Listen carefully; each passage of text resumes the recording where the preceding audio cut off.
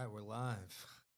Fucking wild. Yeah. I miss you already over here, Christian. This dude just over here giving me hand signals and stuff.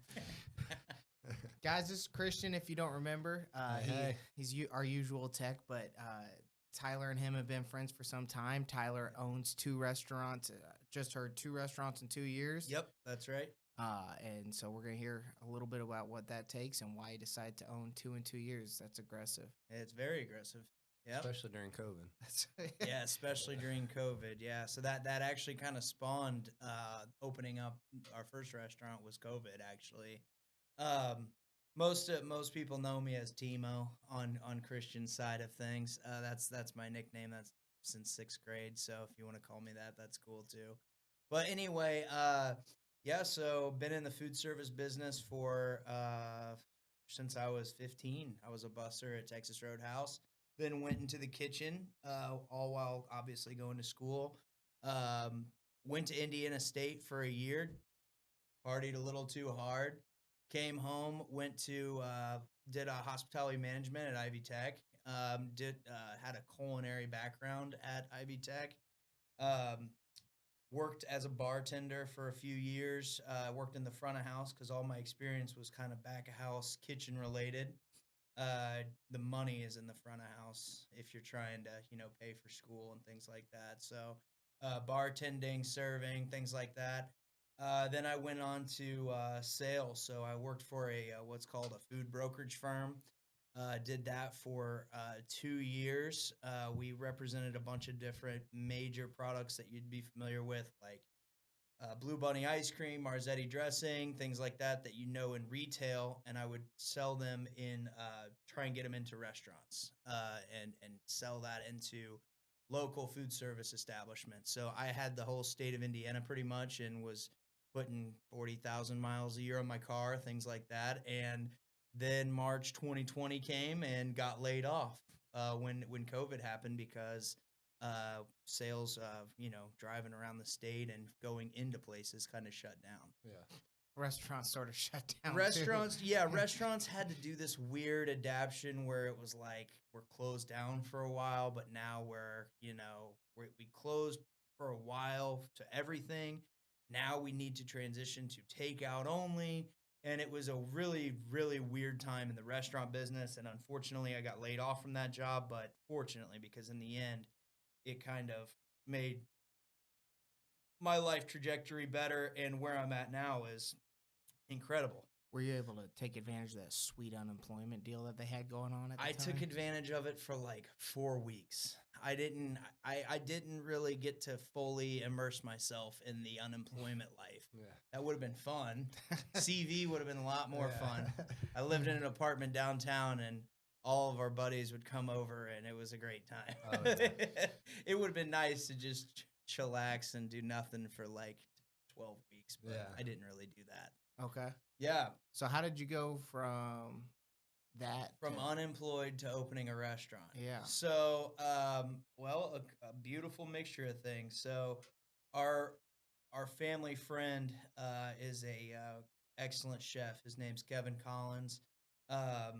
We've been family friends with him for about 6 years. So my dad moved to Anderson, Indiana, a little community called Edgewood, which is like this golf course community country club area, kind of outside of Anderson. And our chef was the chef at that restaurant at the country club. And they had been kind of talking for 6 years, ever since my dad and stepmom moved there.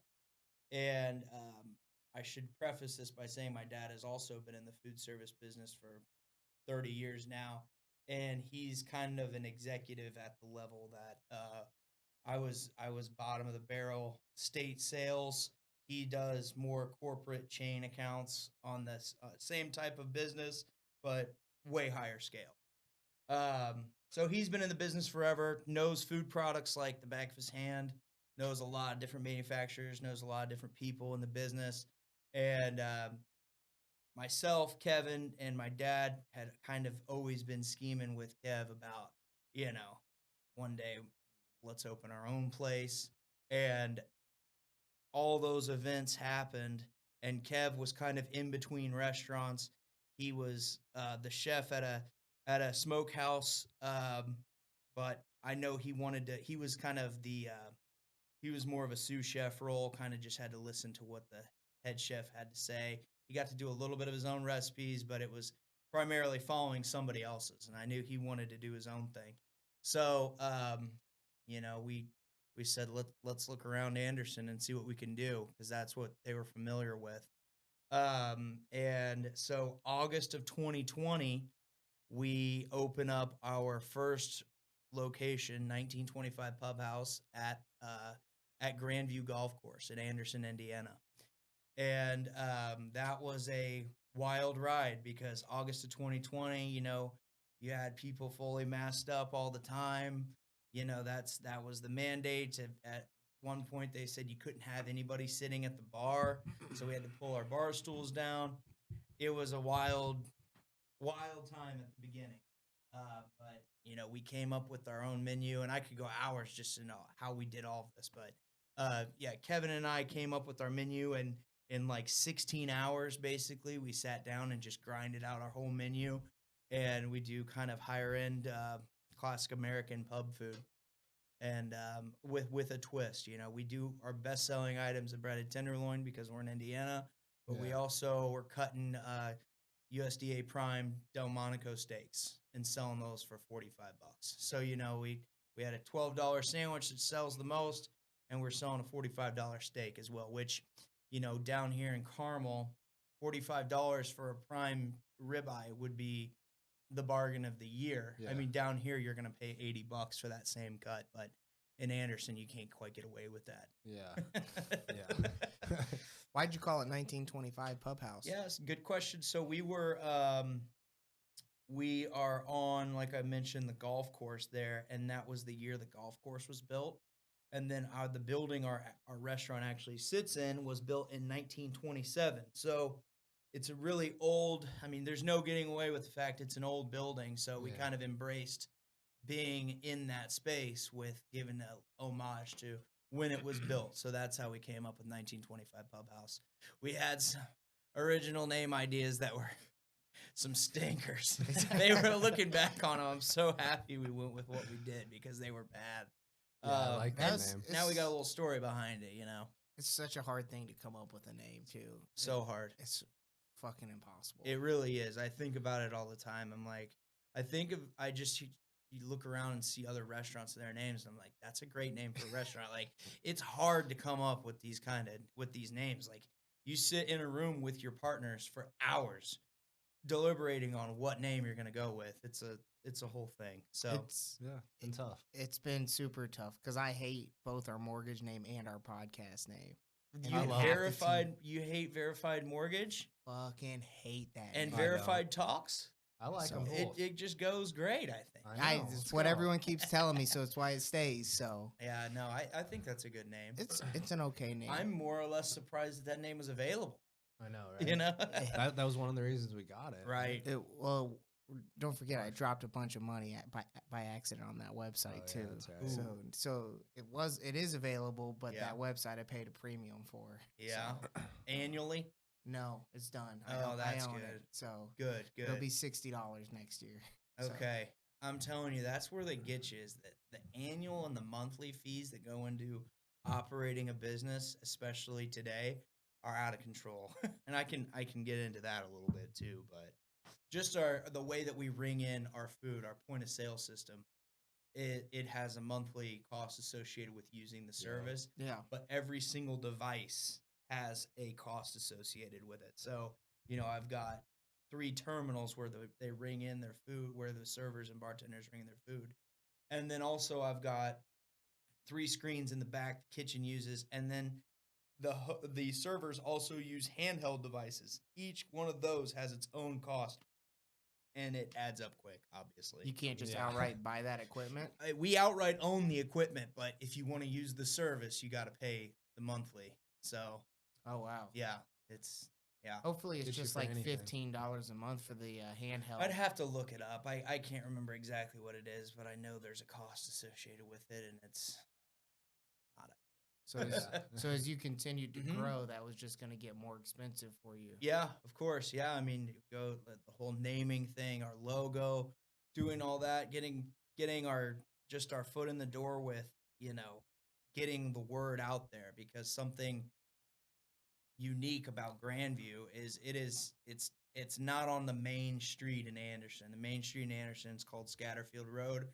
We're like 5 miles away from that, not anywhere near a main road, and we're kind of tucked in the middle of a golf course neighborhood. So it's kind of more like a destination dining point. So you got to really, really hone in on your marketing and who you're gonna target as far as your clientele. I mean, you guys know how that goes. Yeah. That's the whole part of the game right there. Um, We're not there yet. Well, I mean, we're working on it. well, getting there is, you guys are selling mortgages. I'm selling good food. So, Yeah. I'm not saying you're not selling good mortgages, but I'm selling, at least I have a tangible product that people can come and try, and everybody loves food. Everybody needs to eat. Sure. So I had that going for me, and had about, our menu is about 90% scratch made. So it's a genuinely quality menu. I know Seabach's been in a few times. Grand opening. Yeah, that's right. We had like 20 friends. He had 20 friends come into a brand new restaurant, and ordering tomahawk we got smacked. The kitchen, that was a real test for that one, and believe me, my chef and Ben, my dad, everybody still remembers that. Yeah. The 20 friends coming in, they're like, really? They're like, Tyler, you couldn't have asked them to come in a week later. Right. And I'm like, hey, they wanted to support us. It was awesome. In your a good first group of year, you got friends. #1 restaurant in Madison County, right? Yeah, so so one of the big things they do in Madison County, they have got a best of Madison County list, and this thing runs deep. They take this seriously, as they should. But the food is a whole separate category on it. But I mean, they're ranking best electricians, best dentists, best mortgage companies. It's anything you can think of that's like an enterprise. Think about it, and they've got it on this list. And the food category itself has a ton of subcategories. So there's best overall restaurant, best sit down restaurant, best steak, best burger. You get the point. Yeah. And the first year we were open, we were a nominee in like 10 categories. So we placed in the top 3, but we won outright best new business. And that was what we were most proud of. Yeah. Was winning best new business. We'd only been selling tenderloins and pizzas in Anderson at that point for like 7 months. So I didn't expect us to beat, places that have been open 35 years. Generational restaurants that are a staple. So You guys make scratch pizzas? we don't make the dough, but everything else we make. Okay. Yeah. So I'm only interested in the recipe. it's a super, super thin crust. It's really, if you like thin crust pizza, you would love our pizza. It's like almost cracker thin. It's not a cracker, but it's like cracker thin pizza. I'm a big fan of it, and people in Anderson love it. Like, we placed in best pizza, and you can imagine how many pizza restaurants there are in Anderson. In any town, there's 1,000 pizza restaurants. Yeah. So, no, I was most proud to win best new business, and then in our second year, which we would have just. Our second year, which we completed, the way they run the cycles of when they do those best of Madison County, it was technically our second time being voted for, but we'd only been open for like a year and 5 months. Yeah. And we won 5 outright categories. Yeah. So it was like, that time we had a little time to establish ourselves, and then people really latched on. It was pretty You're cool. like, we're the best in Anderson. We're going to be the best in Muncie next. Or? Exactly. So yeah, flashing forward a little bit. Wait. I yeah. have a question. Yeah, go on ahead. The start of that. Yeah. How did you get your financing together to own a restaurant? Because that's not cheap. The financing, it's not cheap. So fortunately, we were in a pretty good position with the way. So we lease our building from the city. Yep. So our building, because it was closed during COVID, so the previous operator, they had closed down during the winter months. So they were closed December, January, February. That was kind of something they did cyclically every year. That's what they did. But unfortunately, for the year 2020, it's tough to be closed those months and then try and reopen back in March when they normally did. So they had told the city of Anderson, who owns the building, you know, we don't think we're going to be able to reopen in here. And the city of Anderson was, you know, I don't want to say desperate, but they were, you know, really wanted a restaurateur to come in and open up a business there. So the rent was very competitive, very inexpensive to start. There was I didn't have to put cash down to get the spot. So that was a very kind of lucky. I'll say this a lot, you know, a lot of things had to fall in place for this to work out, and that's just one of the things. So, you know, in Anderson, you kind of got to know somebody, and because we were new to Anderson, we didn't know somebody, but our chef is from Anderson. His whole life lived there, so he knew a lot of somebodies, and that helped us out because at the end of the day, I think technically the Parks Department is who is in charge of the building because we're on the golf course. Yeah. So the Parks Department board had to come together and they had to come and agree and vote on us coming in. So this is, you know, we had set up a meeting with the mayor, with the deputy mayor, and they kind of pushed us through to that vote. And congratulations, you guys have the spot. Did you have to have, when you met with the mayor and the deputy mayor, did you have to have the team name or your company name and then the 16 items laid out for them? We had a whole business plan laid out, and that was something that my dad spent a lot of time doing, and I assisted, but he's, you know, that's kind of his expertise. Those also aren't easy. No, not easy. Not easy to come up with. I just always feel like I'm lying when I'm doing a business plan or a projection. It's like, I hope I do this, but yeah, I mean, I think part of it is just kind of going with what you feel a little bit. But no, the business plan was a lot of his brainchild and his doing, and Kevin and I were in charge of the menu and how we were going to operate and kind of our operating procedures, things like that. And he was going to do the business plan. So we met with the mayor, had a business plan. He liked what we had to say, despite the fact that us as a group had never run a restaurant ourselves. Did your dad go with you to that meeting too? Oh yeah. Okay. Yeah. We've all been involved since day one, like all of us have been. But we went with the mayor, had that plan ready to go. I was kind of in charge of the operation aspect. He was going to be more in charge of the actual finance and business of everything. And we got it. It was a Zoom meeting with the Parks Board, go figure, and because everything was a Zoom meeting, and they all voted us in again, despite not actually opening our own restaurant before. They knew we all had backgrounds in the restaurant business. Yeah. So, yeah, that was an awesome moment. You know, when they gave us that good to go, that was great. So that's like a little real life Shark Tank for you. Yeah, it was definitely nerve-wracking because these are people I don't know that are all on this. There's, 15 people on this call, and they're kind of like giving us the yay or nay on determining whether or not we can run forward with something at this point.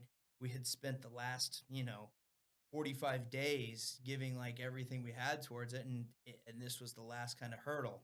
Did they ask you any questions you guys maybe weren't ready for? Or no, we were pretty locked up, because at that point we were focused. We knew any restaurant question we'd be able to knock out, and it was at the end of when I look back at it, it wasn't that big of a deal.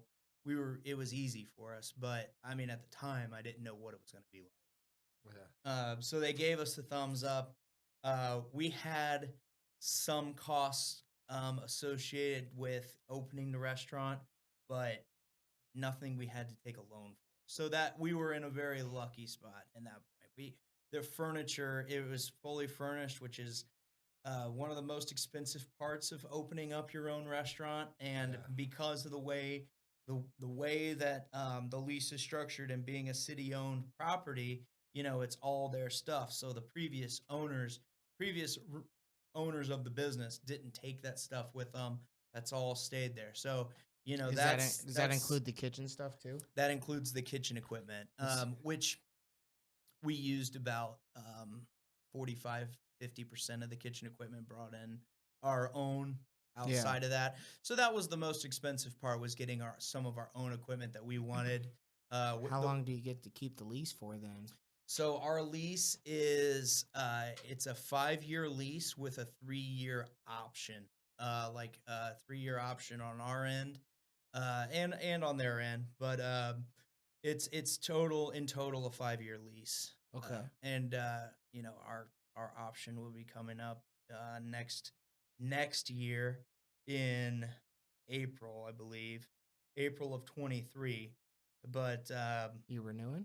Oh yeah, we'll renew. I mean, it's been a very mutual beneficial partnership with the city. The city has a place now that they can send folks to go get a nice meal that's not a chain restaurant and that's not in the casino, which, the casino brings in a lot of money in Anderson. That's great. But, when people who are trying to do business in the city of Anderson, you always want to send them to a casino to eat. So a lot, we're the recommended spot by a lot of people in the city of Anderson, by a lot of the mayor comes in all the time to our restaurant, and we feel the love, feel the support from the city of Anderson. So we love it there, and yeah, definitely that's in our future is staying in Anderson, staying at Grandview.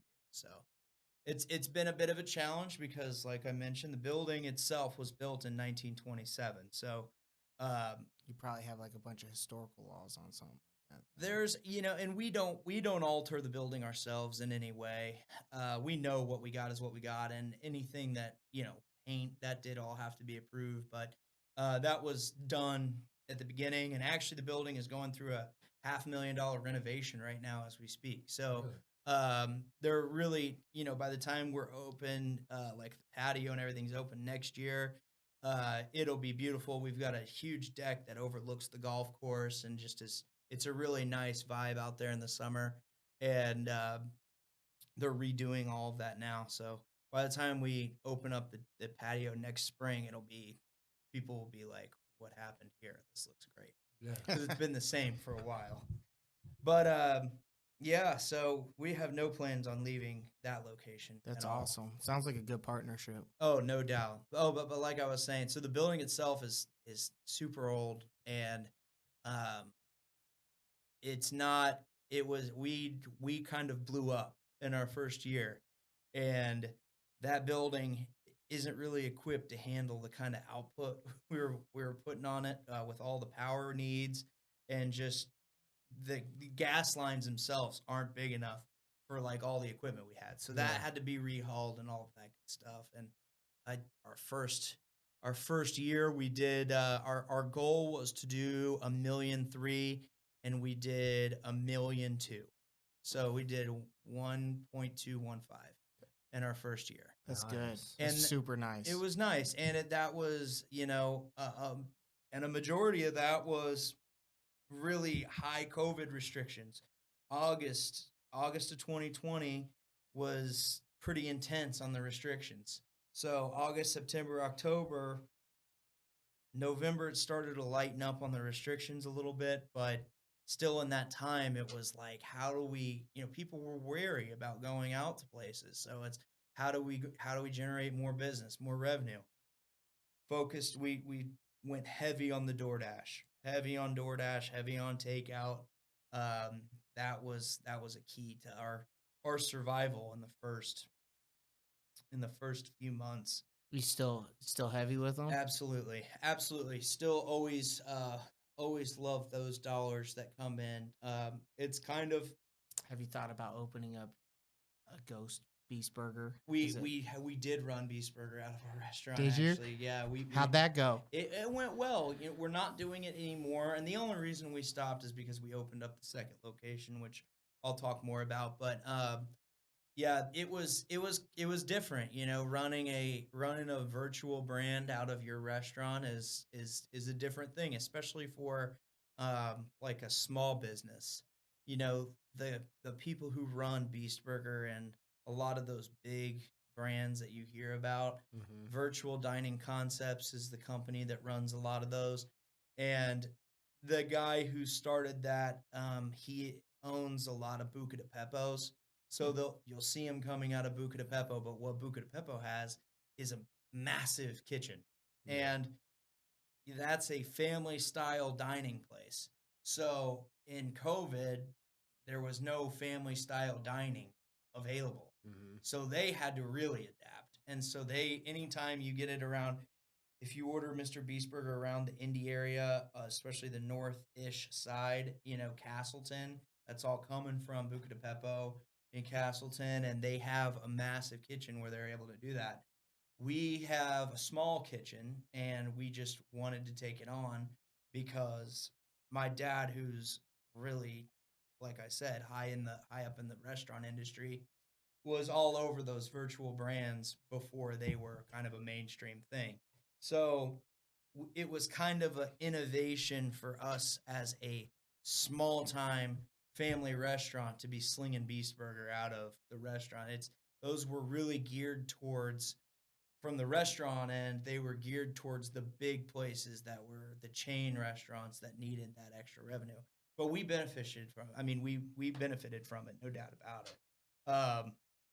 Just not enough to keep it on. Not well. You're good, man. It was difficult because we were opening up the second spot. Yeah. And that's really why we shut it down. It's just because trying to open up two restaurants or trying to open up a second restaurant and running a different concept is just, it was a difficult challenge. I guess I don't understand then. If you kept DoorDash for your regular restaurant and then only canceled the Beast Burger side, what struggle operationally came into that? Is it because you had to have a different system? No, it was more or less. Or was it volume? It was more or less our staff. Okay. So I was the staff that I had in Anderson.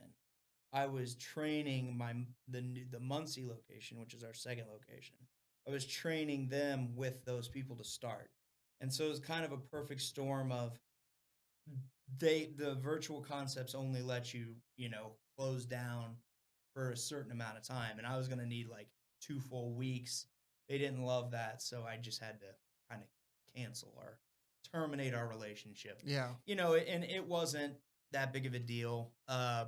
It was a simple process, but I needed my people in Anderson to work in Muncie and train my new staff in Muncie. I mean, that's another thing. Large corporations, big chain restaurants, they'll have a whole team of trainers they send to a restaurant that they've handpicked from a few different of their restaurants. I've got one location opening up a second, and I want people to learn our way, learn our recipes, and be a smooth transition. So Anderson was closed for 2 weeks, training our new staff in Muncie. And that's kind of how the whole Beast Burger thing went away. Okay. No, that makes sense. We were seeing a little decline, too, in the sales. I mean, we ran Beast Burger from, I'll have to think about this. We opened up in April in Muncie. We ran Beast Burger from probably November of 2021 until like March of 2022. So it had a good run, but it was starting to fizzle out a little bit, just like all those virtual concepts are going to eventually fizzle out. Mr. Beast is Mr. Beast, though. He's so popular and famous that maybe it will continue to be a thing. But I mean, the list of those concepts has a pretty basic menu. It's smash burgers. Yeah. It's smash burgers, which are awesome. I mean, we put a whole smash burger section on our menu. inspired by that, essentially. I mean, in a way, not we do our own thing and our own recipes, but because of how many people were like, we love these smash burgers, we had to put them on our own menu. Smash burgers are delicious. They are delicious. They're incredible, and I love the smash burger. Yeah. Thank you, Mr. Beast. So, and but, by the way, yeah. 1.2 million for a restaurant in Anderson's fucking huge. Yeah, it was big. I mean, I was stoked about it. I mean, I was counting down our path to 1 million. It took us 11 months to the day to hit 1 million, and then our last month ended up being huge, but it took us 11 months to the day to hit $1 million. So Brandon and I ran a Papa John's. Nice. So we weren't always in mortgages. I was in food. Nice. Until I decided I wanted to get out of food. Yeah. And $1 million store is what everyone strived for in that franchise operation. Nice. So I know how hard that is. Yeah. It's not small. I don't know for a full-size restaurant how hard that is, but I know that for a restaurant and the type of volume that you're pumping, that is a big deal. Yeah, I mean that was a huge milestone, a big goal, something I was tracking our sales every day until we hit it, and we did. When we finally hit it, I mean, I was ecstatic. Yeah. Is that what you? So you said you had 1.3 on the business plan? Yeah, we had 1.3 on the business plan, which was ambitious. I mean, to say the least, it was ambitious. Sounds like your dad was on the money. Oh, he was on the money. I mean, there's no doubt about it. I was impressed by what he did, but and now that I think about it, I think we actually did 1.1, and our goal was maybe 1.2. We were off by 100,000. Yeah, but I know it took us 11 months to hit it. I think we did more like 1.12, and our goal was 1.2. I think that's what it was. It's been a while, and I've had new goals now, so I don't look back at that one and I'm on to the future. Yeah. But either way, we were stoked to do it, and like I said, we couldn't have done it without the people of Anderson who loved us from day one. There might be some people who hate us. I don't know. Other people that the guy whose lease you stole. I'm sure it's like, I'm sure he just drives past it every day. And it's like, these motherfuckers. We had a completely different business than they did, though. The difference is they were doing, not to slam them, but they were doing like frozen chicken tenders and bar food, like shit you would think at a greasy dive bar. Fucking frozen cheese cubes, frozen chicken tenders. That just wasn't our game. We were like, we're going to do hand-battered tenders if we're going to do tenders. We're going to do fucking USDA prime ribeyes. We're going to do burgers that aren't a frozen puck patty. We're cutting all of our burgers. We go through 180 pounds of ground beef a week. Yeah. I mean, and it's all fresh. So that's the major difference. You start to do food that people remember, and that's how you get people to come back. And, I don't want to trash their business at all, but there's no way they were touching those numbers that we put up even in our first year. People get tired of hot dogs on a golf course. Exactly. Yeah. I mean, there's nothing wrong with a cheese doggy at the turn. But I'm sure your chef appreciates that too if he has a full culinary background. Oh yeah. You allowed him to be creative. I mean, if you've ever dealt with chefs before, their egos are not small. Yeah. Chef, shout out. Big ego. So he knows. It's okay. He sounds like he's a good cook. He's a hell of a cook. Yeah. Hell of a cook. He's come up with some recipes that blow me away, and he'll sell 32 of them in a night when he runs a special, and I'm like, damn. It's just impressive what he comes up with. Is it hotter in here or in your kitchen? It might be close. I might have to take off some layers. Shit, I'm sweating. I know. Let's try and get this door open. Hot, but it gets cold out there. See how this works. Speaking of old. Right. So with the Cohatch, they revamp old office spaces, and this used to be an old antique parlor or something like that. Nice. But like with old churches and stuff like that, revamp 'em. Yeah. This was the first fire station in Carmel, Indiana, and then it was wow. the antique store. Okay. So this is Yeah. How long have you guys been here? 2 months. About 2 months, yeah. 2 months? So this is our first like official office. Nice. Feels good. Yeah. Oh, it's a really nice space. It looks like there's a lot of good vibes out there. Different people meeting up, doing whatever, drinking yeah. coffee. We've met some got- cool people. Free beer here too. Free. so. You want some? Yeah. Miller? Yeah, Miller? I'm interested. I know. There we go. All right, there we go. I think it's in the menu. Is it Yeah. Miller? You said? You need. No, yeah. it's.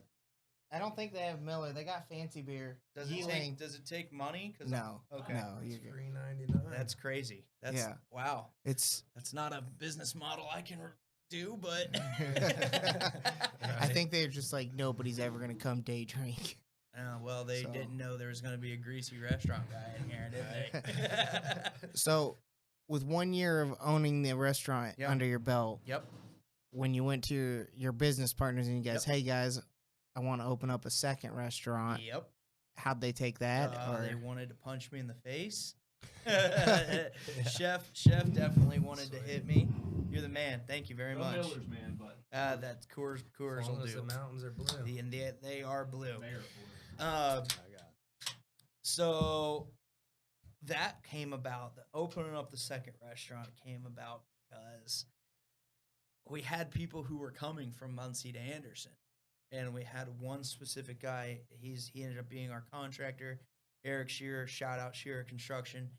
He was like, man, I love your restaurant, but you guys need to open up something in Muncie. It's like a 40-minute drive for me, and he just kind of said it as a joke. Yeah.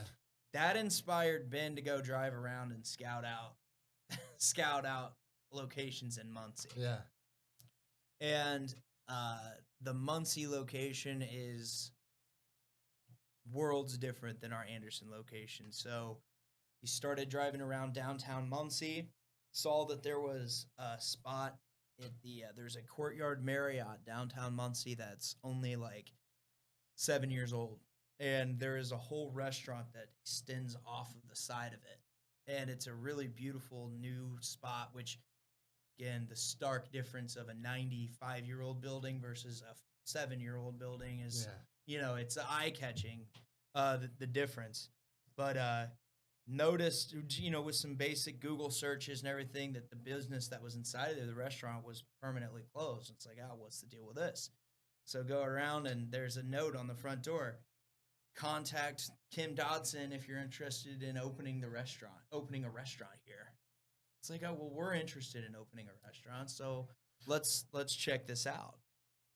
And Kim is the CEO of a program called the Arc of Indy. And what the Arc does is they're a post-secondary education for mentally disabled adults who are trying to get into the workplace. And so the hotel in Muncie, the Courtyard Marriott, was one of a kind, first of its kind, where a full service 150-room hotel was built with a training institute in it as a center for folks with those disabilities to come in and learn how to work in the industry. Mm-hmm. So they built in the first floor, I should say, of the hotel, there is an entire training institute in the building itself, in the hotel. That's super cool. It's amazing. It's incredible. So that specifically is called the Erskine Green Training Institute. Carl Erskine happens to be from Anderson. He was a legendary player for the Brooklyn Dodgers, then the LA Dodgers. He was one of the only allies that Jackie Robinson actually had. Really? So Carl Erskine just happened to have a disabled son, Jimmy, and at that time in the 50s, 60s, there was no kind. Obviously, there was no kind of training institute or anything for folks with those disabilities. I believe Jimmy had Down syndrome, so it was it was kind of taboo. It was just not really. There wasn't any resources put towards helping those kind of folks. Yeah. So Carl, aside from baseball, kind of made that his life work, and founded that institute. So the overarching company is called the Arc, and then in that building, in our building specifically, is Erskine Green Training Institute. So inside their training institution, not only do they have hotel workers doing maid services, front desk services, they also have restaurant services. So that restaurant that we're in was originally built as a training ground, and it is it's a full functioning restaurant, but it was built with the intentions of there's going to be some folks being trained on how to work in a restaurant in that space. Yeah. So in your restaurant. in our restaurant. So when it was originally opened, it was opened as a Scotty's concept, Scotty's Brewhouse concept, and R.I.P. RIP. But they were the first group that had those folks in their training, and there's different classes. There's front of house groups, so there'll be like each session is 13 weeks long, and so the students live in the second floor of the hotel. So they live in a hotel for 13 weeks, and then they go to work, and they're learning how to then move once they graduate from their 13 weeks, how to go on into the workforce, or kind of do what they want to do. Yeah. If they want to go back into school and go back into school, it's an amazing, like, first of its kind training institution. That's awesome. So It's- how many people are you helping learn how to work? Yeah, in your so restaurant? it just depends on the class size. So, right now I have 5. There's probably 15 total students in the hotel, but 10 of them, probably 7 of them work in the hotel, and a few, maybe 3 others actually work at the local hospital. So there's 3 different things.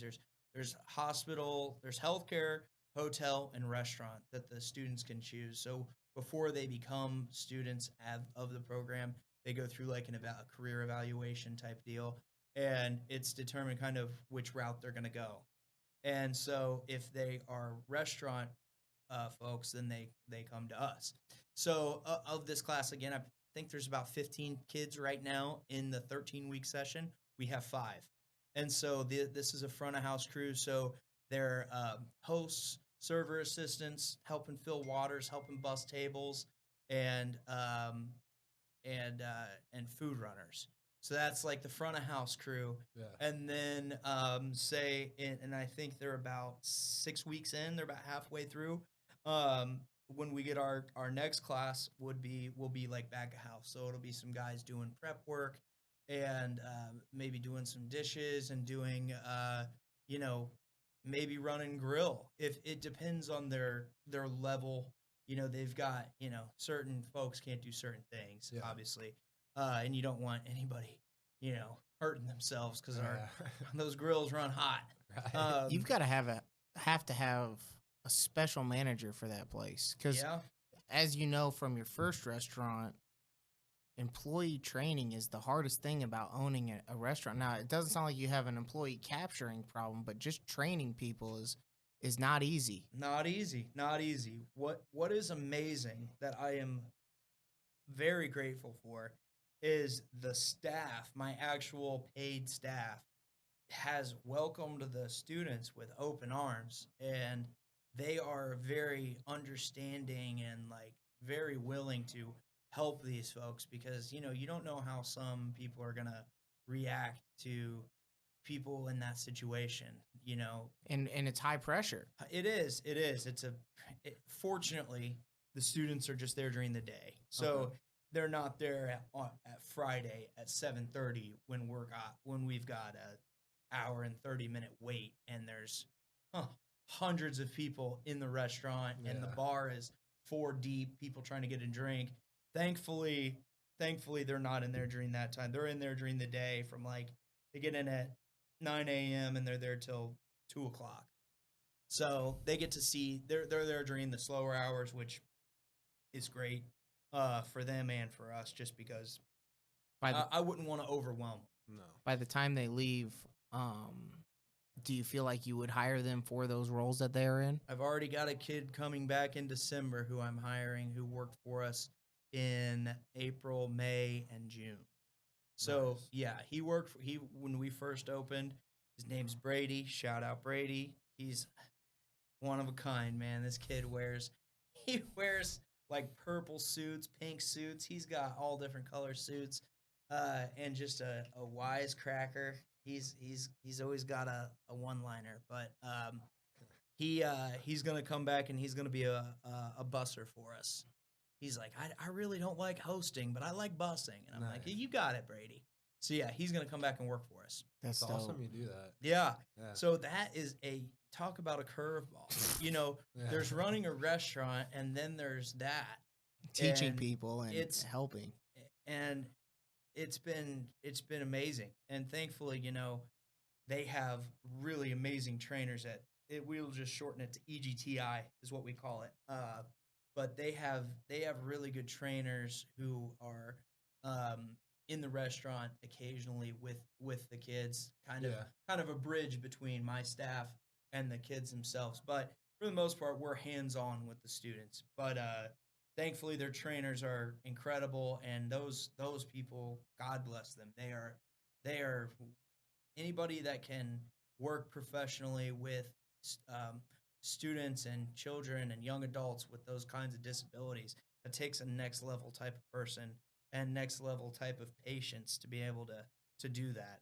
It's like herding cats with my staff as it is. Yeah. And so you put that extra element in it, and you've got all these kids you're responsible for 13 weeks that are now living in Muncie, and they're from all over the state of Indiana, sometimes just outside of the state. And, it's a little nerve-wracking because you've got all these kids who there's free time they have, and you have to keep track of them. And Yeah. I couldn't do that part of it. Yeah. Thankfully, at the end of the day, I'm just a restaurant guy. Yeah. Successful one though. So, which of your two restaurants is doing better at the moment?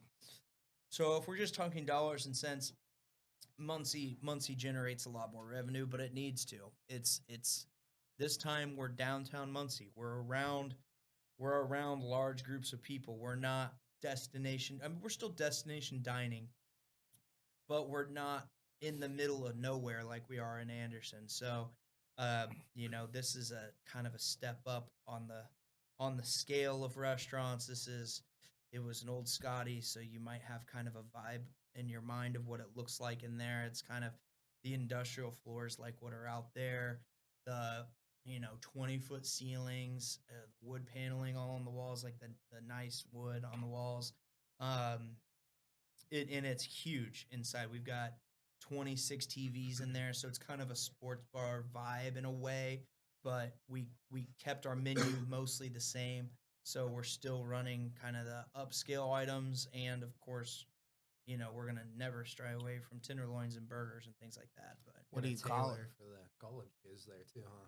yeah, there's that too. I mean, that's not our target demographic per se, just because brothers on campus in Muncie that's going after those kids.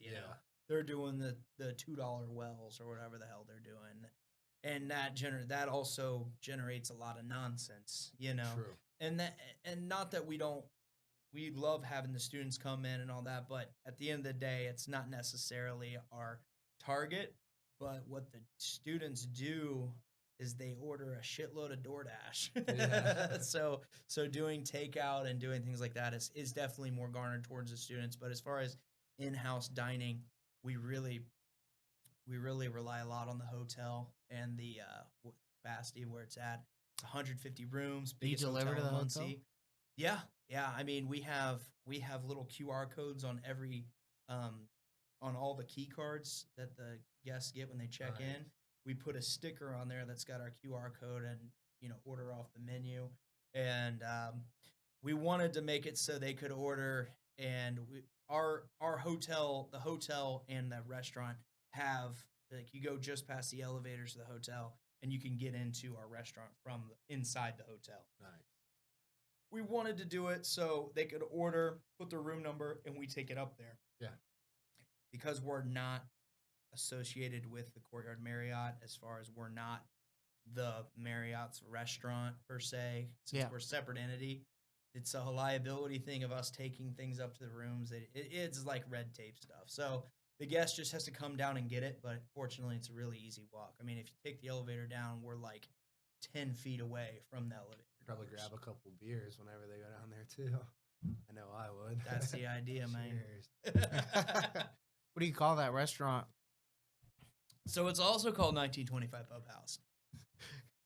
I know So- country club people are entitled.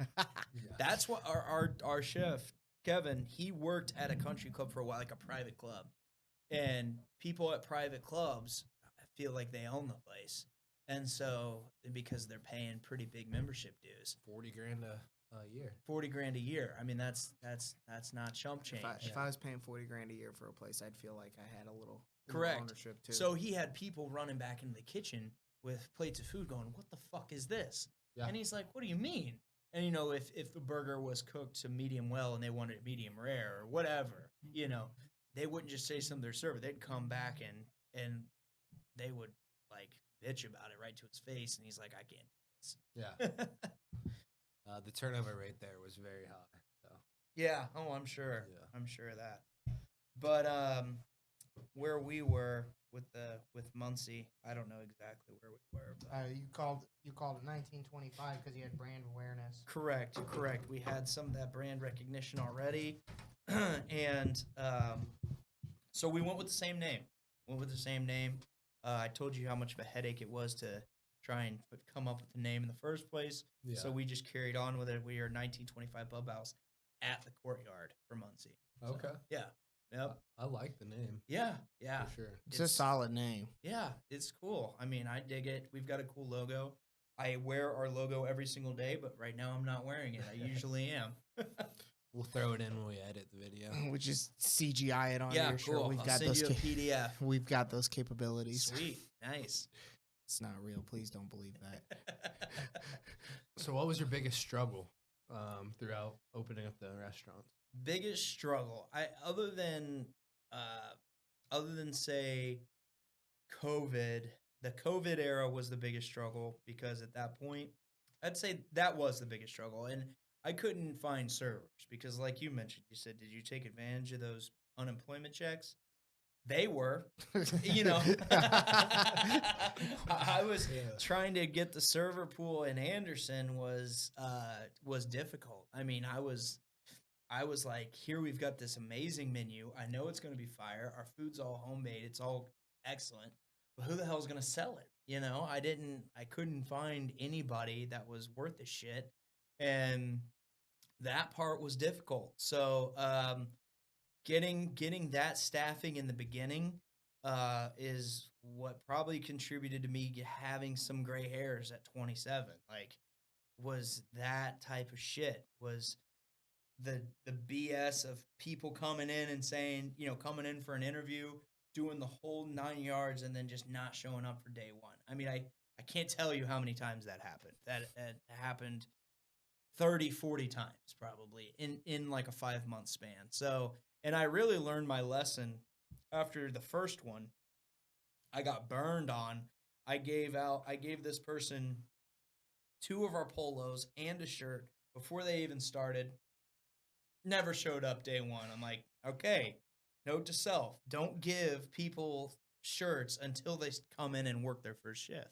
So that one, I learned my lesson after the first one, but I can't get Live and you learn. You live and you learn.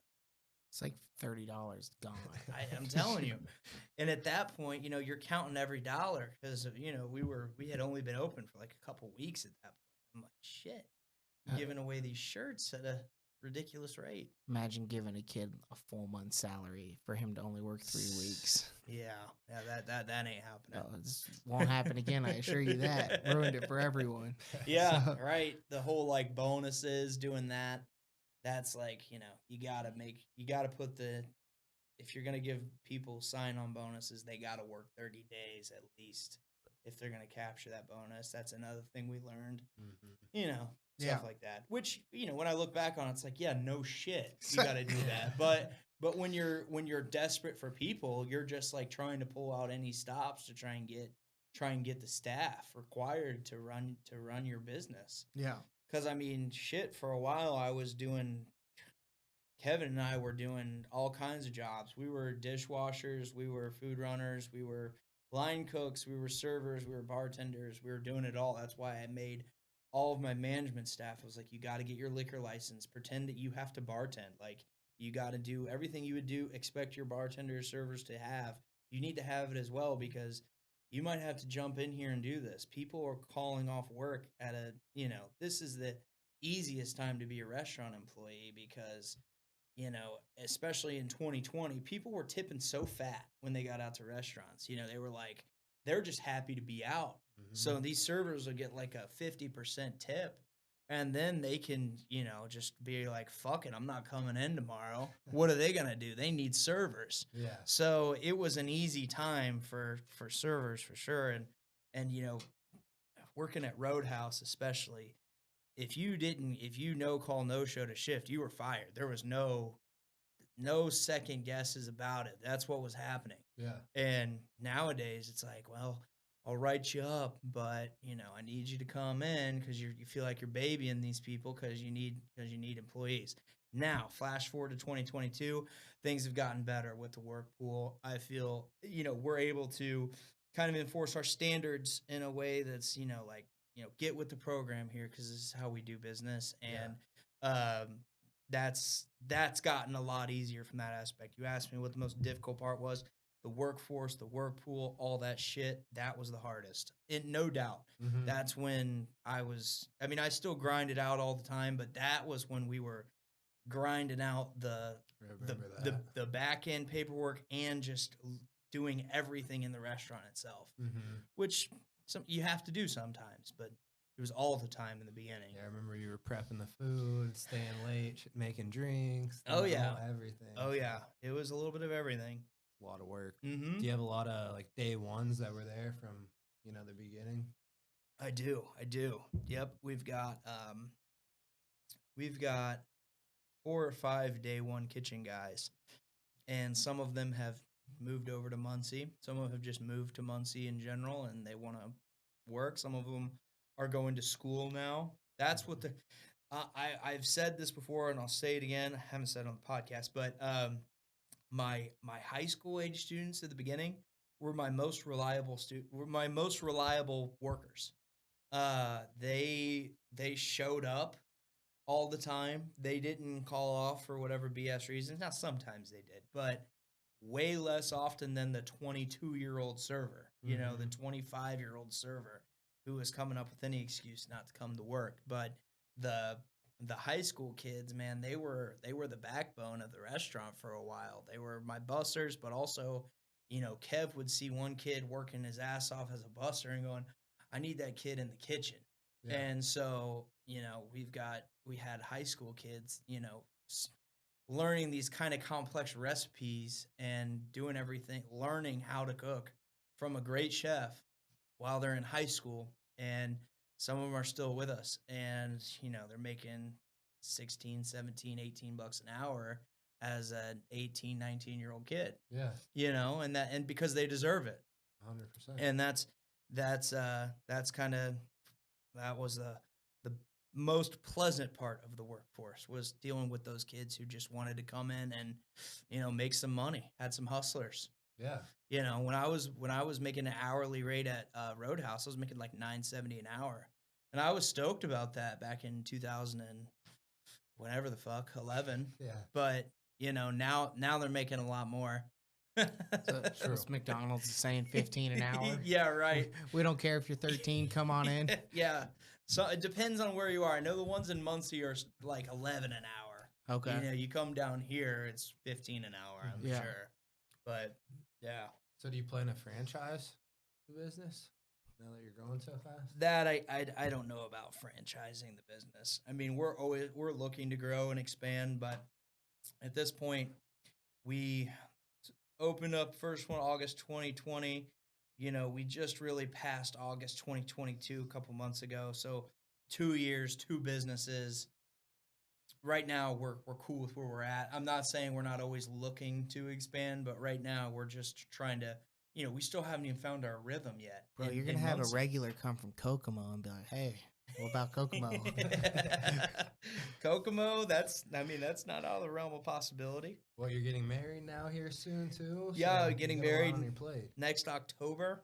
Oh, Yep. I'm glad that is a little ways away. I don't have to worry about it right this second. I'm letting Emily do a majority of the heavy lifting on that. Was Emily with you before you owned 2 restaurants? Yeah, Emily was with me right before we opened up. And so Okay. she got to experience me in the worst because, I was coming home late covered in grease and shit when we were getting the place open. And she got to experience all of that. So I was like, if she can stick with me then she can get through anything because, I was rough.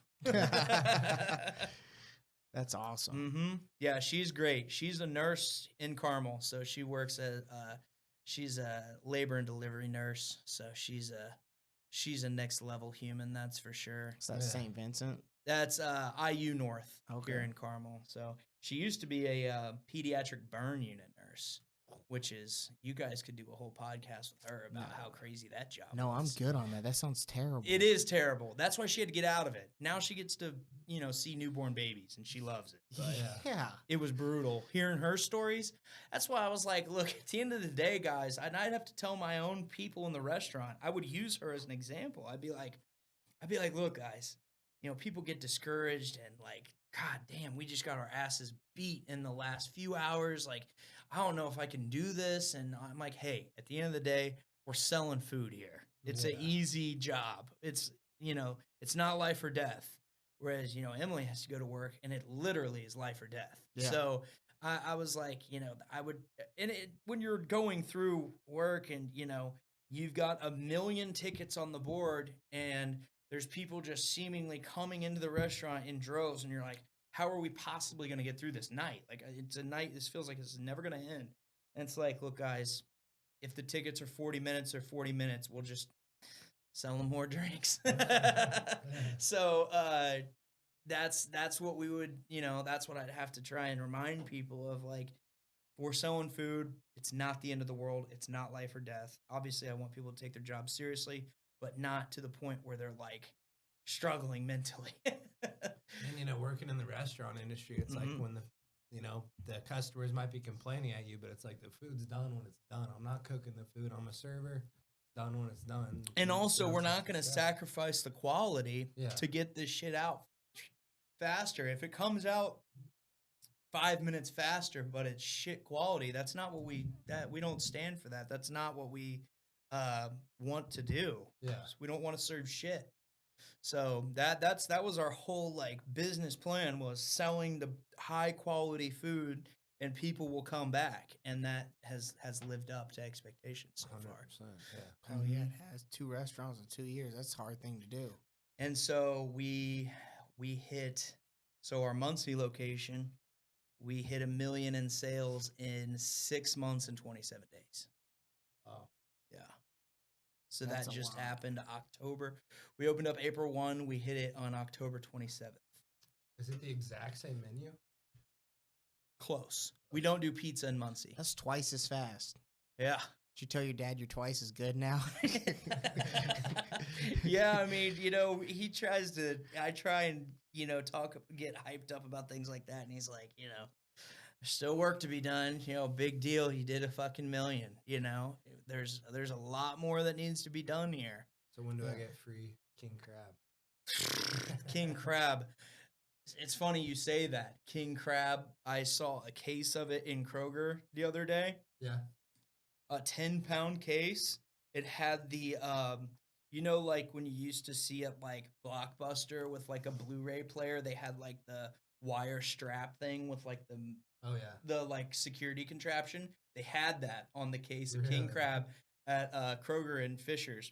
It was $499.99. It was $500 for a 10-pound case of king crab. So Jesus. sorry, Seabach. That one time was pretty much what That's you why got. I miss your old job. Yeah, that was fun. Yeah, having the access to that crab was We pretty nice. Timo tried to start his own YouTube channel / did, but his producer kind of sucked. Bobby, you sucked. But there was tastings with Timo, and How long did that last? You Well, recorded like what, 5? We did 5 episodes. I think the footage was lost to 4 of them Yeah. because the You whole guys both idea. got wasted. Yeah, that was the idea of the show. Was I was gonna cook. I was gonna cook a meal, and I was gonna drink. I was gonna drink while I was doing it. A drink that kind of corresponded with the meal I was cooking. So I did. I did like chicken parm, and I drank like 3 bottles of red wine. Yeah. The problem was my cameraman / producer Bob was drinking equally with me, except he was just crushing Jim Beam honey like it was fucking water. So I think we lost the footage to 4 of them, and I put my own money into all these shows. And Bob did buy the gimbal for the camera, but that was that kind of sucked. We lost the footage to 4 of them. Filmed one of them in the restaurant. It was a little dicey because I was using a lot of swear words and getting incoherently drunk inside the restaurant, and it was kind of a bad look. So I had to. You did. So wait, you did this while also opening the restaurant. I did that. So this was in that period of time where it's like, did you just fuck off for like a time? And it's like, no, I fucked off for like a couple weeks, and that's when I did this. So I was putting together business plans for the restaurants during the day, and then at night I was like, Bob, come over. I've got an idea for what we're gonna film.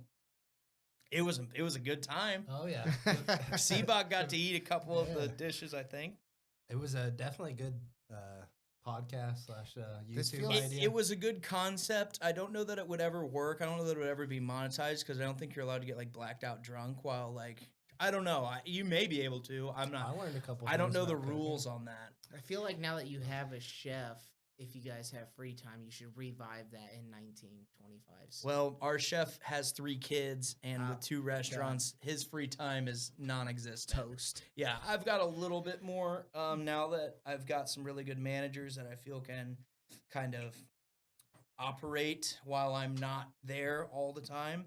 I still have to have my presence there, but I feel like I can.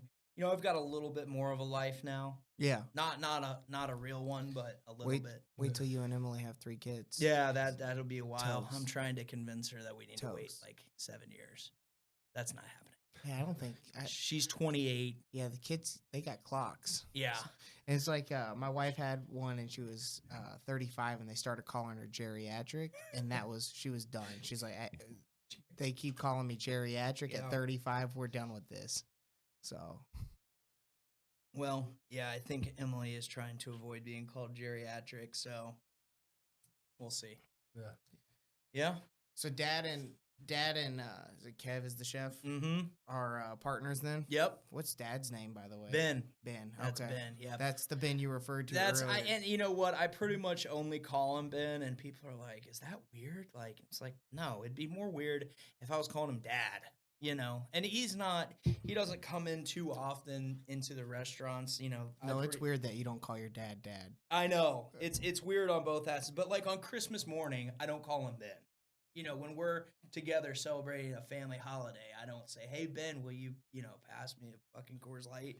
Yeah. You say, "Hey, Dad." Oh yeah. Okay. Yeah. I call him Dad. So only at Only work in a do- professional environment do I call him Ben. That makes more sense. Oh yeah, totally. Yeah, That would be weird if I walked into your restaurant and you're like, "Hey, Dad." Yeah, that's what I mean. I don't do that shit at all. So, And it usually, if we're talking to each other, sometimes we're going to blows. We're both big personalities, and Yeah. sometimes I have to walk away from them. does he? Are you guys 33 and a third percent? Like everyone's equal, or how- No, he's got a little bit more stake in it than I do. Fair enough. Yeah. So that's still cool though that you guys are working together. It is cool. Did he keep his big time? Yeah, he Food kept his job? day job. So for the most part, he likes to he keeps a good eye on the numbers, and because of post COVID, he used to travel 18 days out of a month, going all across the country, keeping an eye on these big clients, things like that. But now he's remote, so Yeah. everything he just does a lot of work on his computer, obviously, but he's able to keep an eye on the back end of our numbers and keep track of where we're at, things like that, which I am very grateful for, because it's hard to do the operations and make sure that all your numbers are where they need to be and your labor percentage compared to your food costs and all that. So yeah, he does a ton of the background stuff, whereas I'm more in the restaurant. Did you have to find another chef then to run both restaurants? So I have got an amazing sous chef. Her name is Brittany Sanders. She's awesome. We actually got her contact info from one of our regulars in Anderson. She, I jokingly said to like one of our regulars, I was like, yeah, do you know somebody? Because we're trying to open up this second restaurant. They're like, actually, we do. And she was working at Prime 47 in Indy, and she lives in Marion. So you're a Kokomo guy? No, I live in Westfield Carmel. I was thinking. I thought you said you were from Kokomo, or you mentioned Kokomo. I was joking Okay, about you were your third joking. location. Okay, I got you. Marion's far away. Yeah. Marion from downtown Indy is like an hour and 40 minutes. So she Yeah. was commuting every day Yeah. to, from Marion to Indy to work at Prime 47, which is, just a couple street down from like Banker's Life and the Pacers play. Yep. I think it's Gainbridge now, Gainbridge Fieldhouse, whatever it's called. But either way, she was doing that, and I got her number, and I was like, hey, do you want to cut your drive in like a third and come work for us? And she has been awesome. She is technically our sous chef, but yeah, I'm always sweating.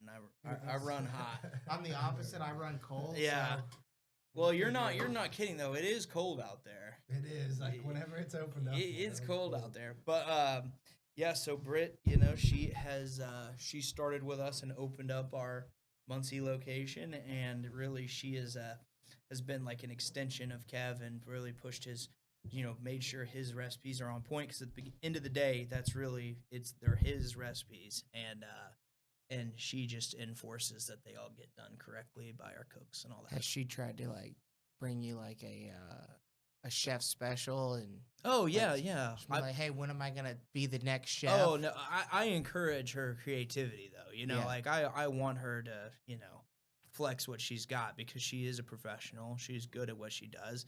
She's worked in fine dining. She's worked at a similar place like what we have. So I encourage her to be creative and do her thing. And something we're really pushing a lot in Muncie is our catering and our catering business, and even our off-site type of catering jobs.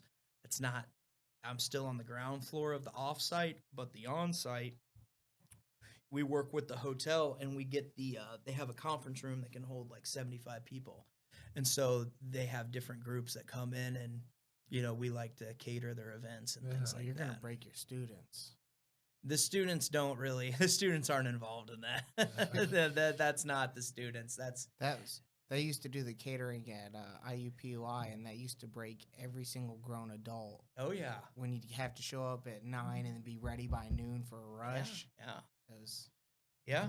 And ours are easy though. It's just easy like business to get, because the hotel we're at is the hotel that all of the opposing teams that play Ball State, they stay at our hotel. So kind of the teams with higher budgets. So like men's and women's basketball, football stays in the hotel too, but we don't do their food. That's like 100 people, and they need a bigger space than what we have to offer. They go to the convention center, which I'm more than fine with. But like basketball teams, women's field hockey, I'll be like, hey, Villanova women's field hockey is here. They want to see a menu. So I'll send the coach our catering menu, and, Nice. 3 days later, we're doing a buffet for 30 people. Easy. And we picked up the off-site wise, we actually cater to the men's Ball State men's basketball team. So I do all of their dinners. Nice. Pregame. They've got like a 7:00 game. We'll do like a 2:00 like lunch / dinner for them. And if they have a 2 p.m. Saturday game, we'll do a dinner for them the night before, kind of a bigger You drive spread. Drive Yeah. down there? Yeah, we take it to the arena, and they eat in Okay. they've got a room in the arena that we serve it up. So you support everywhere besides Ball The State. arena doesn't have their own restaurant. What's You that? support everywhere besides Ball State. Yeah, I mean, I dip in both. Okay. Fair enough. Yeah, and some of the other programs, I want to eventually get the other programs, but I was able to get Ball State basketball by Twitter DM. Hell yeah. The new coach was being announced at Ball State. His name is Michael Lewis. Shout out Coach Lewis. He was one of Bob Knight's players from like 99 to 03. He played at IU, then went on and had a huge resume of coaching jobs across the country in D1 basketball programs, assistants all the way. He was most recently the assistant for UCLA for the past 3 years. And when they were in the tournament just this past spring, late March, it was announced he was going to be the new head coach at Ball State. And so this was 3-4 days before we were set to open. And so I just shot him a message right on Twitter, and I'm like, hey, coach, I'm about to open up the best restaurant in Muncie. And which is, a bold thing to say when we haven't even opened our doors yet. Yeah. But and Ben was kind of like, kind of come off like an asshole when you say that. And I'm like, I don't care. Yeah. But that's what I said. I said, we're opening up the best restaurant in Muncie. We'd love to host the team for family dinner. That's what I said. And it got like 70 likes underneath the tweet. And then he ended up shooting me a DM. And he's like, yeah, obviously I've got a ton of shit going on right now, but everybody's got to eat. So let's meet up and or I'll give you a call. So I sent him my number and he called me the next day. Mind you, this is like days before we've even opened the restaurant. So I've got I'm worried about us actually opening, dealing with the health department, dealing with our hood system. And then he actually calls me and I'm like, oh, fuck.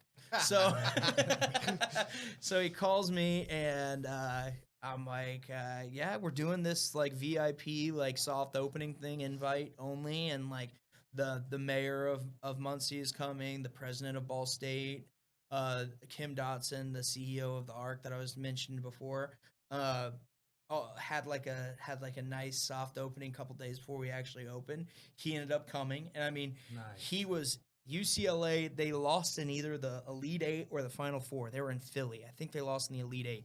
So as soon as he lost, he was like, deuces. The team knew he was leaving, so he was he officially came to Muncie right after Philly, and with the clothes on his back basically, and had to get hoodies and shit from the school. He's like, I don't have any clothes. Yeah. So he was living there. His family was obviously still in LA. And so he was just immediately got to work. And because that job doesn't really, you really don't sleep doing that. You got to recruit all the time, all that good shit. So he ended up coming to the grand opening. It was great to see him. And I didn't know what would happen from there. That's just kind of where we were at. And then, flash forward a few months, we were doing a live radio show inside the restaurant. He was one of the guests that came in. So we had kind of had this kind of ongoing interactions, we had each other's contact info, but I didn't want to blow him up because I knew he was doing his shit, but I knew I wanted to get their business. Yeah.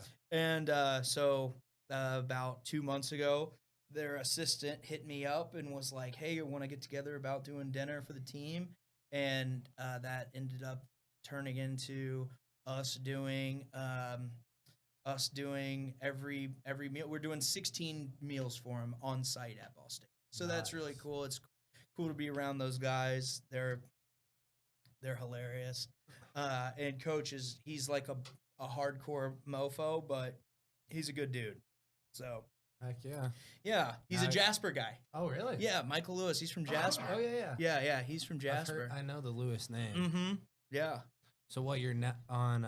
You did one commercial, and now you're gonna do two. What, today, tomorrow? Oh, we did a spot on the news. Yeah. We did a news segment. It wasn't really a commercial. It was a thing where we got asked to be on the news originally on Channel 8. by like a third party thing, and we ended up doing a couple different segments on there, cooked a couple different items live on air, and they were like, "You guys were good at this. You should come back." And I was like, "Okay." So we're going back on Thursday of this week. Tastings with Uncle T. Is that the name? Tastings. I wish it was Tastings with Uncle T. You should pitch it. Yeah, I got an idea. I drink a shitload of Coors Light and we make fried chicken. I'd tune in. That'd be a hell of a way to start your morning. Yeah, that would be. Right. 8 o'clock news. Got some fat drunk guy making fried fucking chicken and ranch.